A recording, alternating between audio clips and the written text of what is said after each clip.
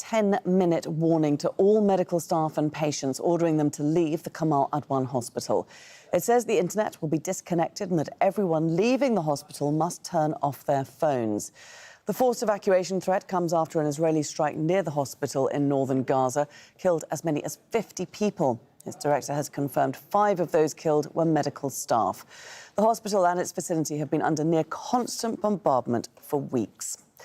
Hani Mahmoud is live for us in Deir al-Balah in central Gaza. So, Hani, this 10-minute warning, it came about an hour ago for the occupants of Kamal Adwan Hospital to evacuate. But we also understand that the internet has been cut. So have you been able to have any contact with people up there to find out what's happening?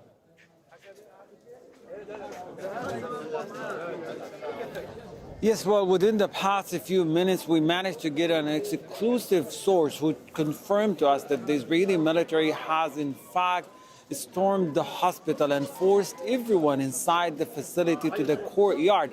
Now, let's just put something in context here. The past 10 days, there were only 60 people inside the hospital. The medical staff, the injuries, the patients who were trapped inside the facility could not go anywhere due to the ongoing bombardment and the use of explosive devices.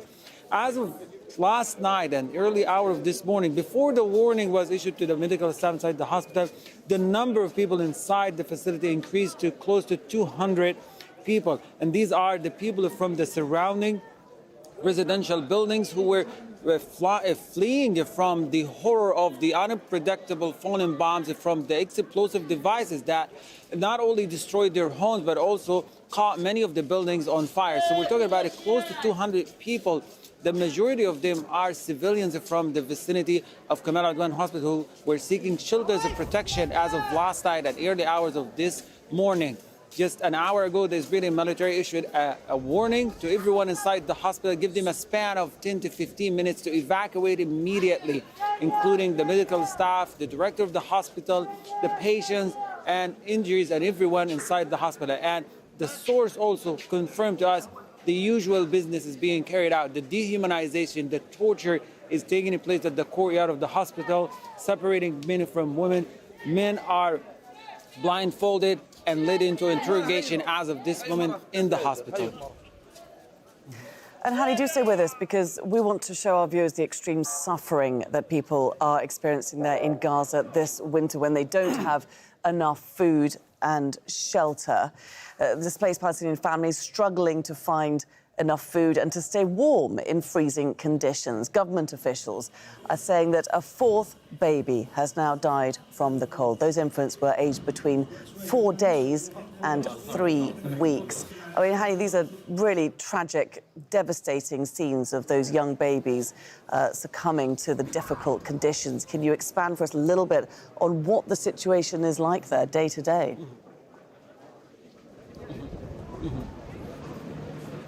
Well, the fear right now that this number is going to increase given the worsening weather conditions now. The fact that people for 14 months now lacked every basic necessities to support and help them survive these difficult conditions, whether it was summertime or now the winter time, as temperature drops down to a very low degree, particularly for people in tent sites and tent camps near the coastal road, where a temperature would read a figure, but it actually feels less than what we are reading, particularly for people near the coastal line or here in the middle, in the central part of the Gaza Strip. But it's a combination of everything: worsening weather conditions, the malnutrition, the fact that mothers now, they're giving birth to babies, but they don't have the energy, they don't have the capacity to breastfeed because they don't have enough supplements, enough food supplies to help them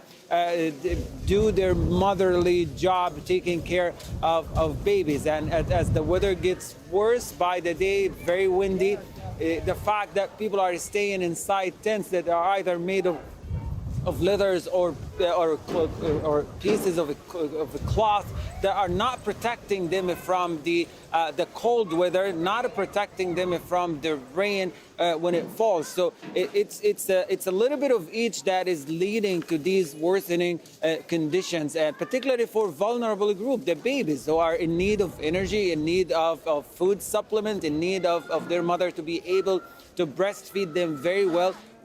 In the absence of all of this, it's only natural to see these results are happening, as confirmed by the health ministry. 4 of these babies died of worsening weather conditions, as well as the lack of food supplies and basic necessities. Hani, thank you very much for bringing us that update there from Deir al-Balat's Hani Mahmoud in central Gaza. Let's bring in Tamer Hammoud. He's an associate professor of public policy at the Doha Institute for Graduate Studies. He joins us today from Belgrade. Good to speak to you, Tamer. Let's turn our attention back to the Kamal Adwan Hospital in the besieged north. I mean, it's been the target of so many Israeli attacks during this 80-day period. What are Israelis wanting to achieve there? Laura, the Israelis want to achieve a number of things. First of all, for them, in their mindset, they want a clean victory over Hamas. They want a former position of that says that Hamas has capitulated, has surrendered, and it has no business in Gaza anymore. And they are emboldened and empowered to continue this horrific genocide, because I think they also have a green light from the new upcoming administration in the US, the Trump administration. We used to think before that Trump has put a deadline for Israel to end this war, but obviously now there is more emerging evidence that there is a high level of coordination between the upcoming administration, Netanyahu, and he has a green light to achieve this clean, undisputed victory, which involves Hamas's full capitulation. And this comes at the same time when the negotiations over releasing captives have also reached a dead end again. And Israel is famously known to increase such brutality tactics whenever they want to impose more pressure on Hamas when it comes to these negotiations. So all in all, I think we have an emboldened and empowered Netanyahu that, in light of the events that are happening in the region, out of which neutralizing Hezbollah, then the collapse of the Syrian regime, then now striking Yemen, Sana'a, Netanyahu feels that he has the time and he has the resources, and most importantly, the American green light to finish the job in Gaza, which means continue this genocide until there is no Hamas, until he can also get a deal that he can brag about it in the Israeli society and say, I have achieved my goals. Because it does seem that this is another prime example of Israel, the Israeli military in Gaza, acting with complete impunity, targeting a hospital facility which is protected under international humanitarian law. Well, I mean, when it comes to this, again, I mean, this genocidal war in Gaza has been proven that, that Israel behaves above international law. It does not care at all about international law, and for them it's business as usual, or this normal genocide has become a daily routine for the Israelis, because they understand that the international community is unable to stop them. And they are empowered, and they have the American support to continue this genocide. So I think this is where this to a large extent explains their recklessness, their brutality, this continuation of genocide, because they sit in this comfortable position where they realize that they are impune and nothing will happen to Israel. And you said just before that the ceasefire talks have stagnated once again. What happened there? Because there was quite a lot of optimism just very recently that they were making progress, that we would reach a deal, at least before President Trump comes into power, President-elect Trump. So what's gone wrong this time? Again, I think these negotiations, I mean, from the onset of these many rounds of negotiations, the Israeli objectives never met, they were never sincere about reaching to a final deal, because Netanyahu had the chance to to reach to such deals long time ago.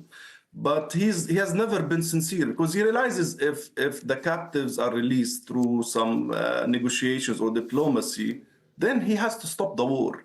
But he doesn't want to stop the war, Laura, because in his mindset, if he stops the war now and the captives are released, then Hamas is still there more or less in some capacity in the Gaza Strip. For him, this is not a clean victory the way he imagines it. And I think this is the dilemma. Whereas Hamas sees these negotiations as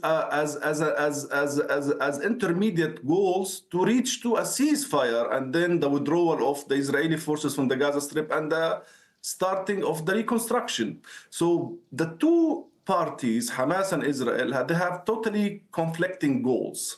But the reality is that Israel has the upper hand in this situation because it is the occupier. Okay. It is the country that has been launching this genocide, and it can continue doing this. So it's an asymmetric also negotiations and an asymmetric war as well. Tamer Kamou, many thanks indeed for joining us there from Belgrade with all the latest on Gaza.